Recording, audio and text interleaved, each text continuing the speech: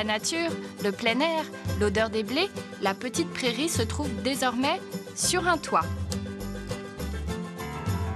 C'est plus joli de voir un toit vert que de voir toutes ces structures de béton.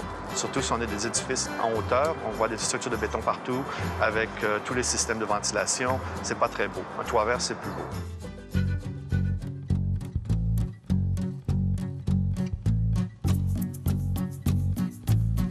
Le problème qu'on a avec nos villes, c'est qu'on a bétonné les villes au complet.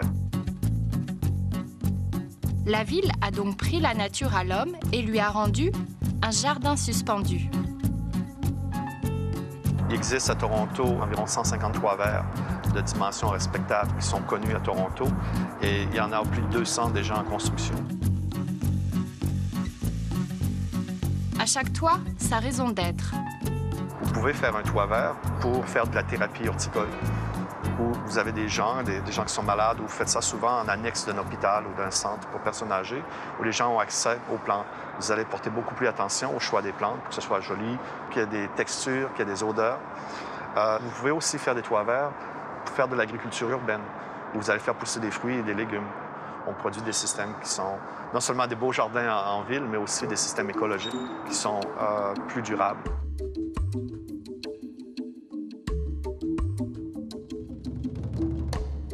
Par exemple, en Amérique du Nord, il y a au moins 70 villes qu'on sait que la température moyenne en été est de 7 à 8 degrés plus haute que la normale.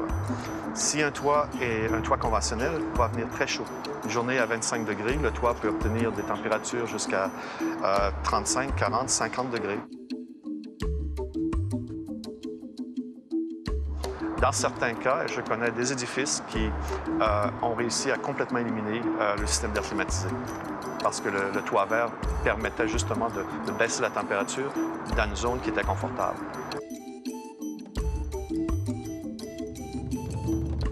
C'est un peu comme une éponge. Donc, on utilise beaucoup dans les villes les toits verts pour absorber les eaux de pluie, donc il y a moins d'eau de pluie qui se retrouvent dans le système.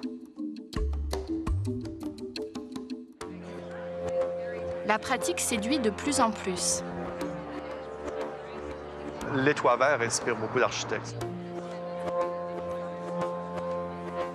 Ici, nous avons beaucoup d'architectes qui sont intéressés pour voir qu'est-ce qu'on peut faire avec les toits verts. Les incitatifs au niveau de l'économie, tout ça, c'est plus dispendieux. Mais à partir de 2004, lorsqu'on a commencé à intégrer le programme de certification LEED pour les bâtiments verts, lorsqu'on a des crédits, à partir de 2004, c'est vraiment là qu'on a connu une croissance.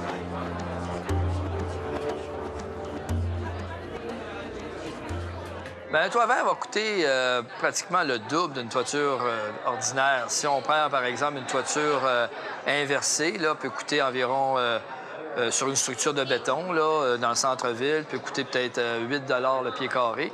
Quand on arrive avec un toit vert, qui devrait peut-être autour de 25 à 30 $ le pied carré. Mais quand on regarde un toit vert, il ne faut pas juste prendre le 30 $ pour avoir un choc nerveux. Là. Ça va plus loin que ça.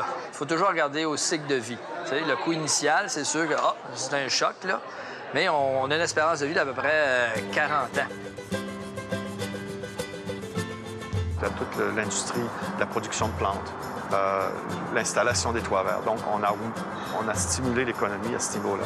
Une des raisons pour laquelle Toronto est en faveur des toits verts, c'est qu'on est en train de créer une industrie verte en Ontario. Donc, Toronto se classifie très bien parmi les autres villes nord-américaines.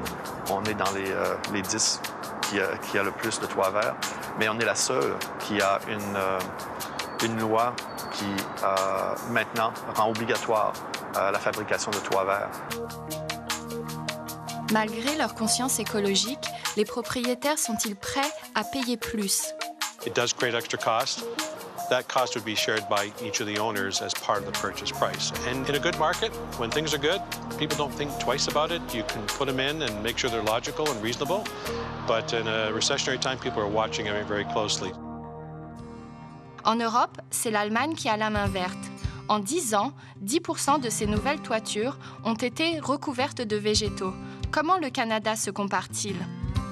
Le pourcentage de toits verts, c'est moins qu'1 %, je dirais. C'est vraiment une petite partie là, de la pointe de tarte, là, on pourrait dire. Si on fait scinder là, Le marché de la toiture, le toit vert, c'est un petit segment, mais qui a beaucoup de potentiel de croissance. Même si on est loin du modèle allemand, le Canada a fait des progrès. Dans un climat rigoureux, de petites plantes luttent contre des températures peu clémentes et ne plient pas, quelle que soit la saison.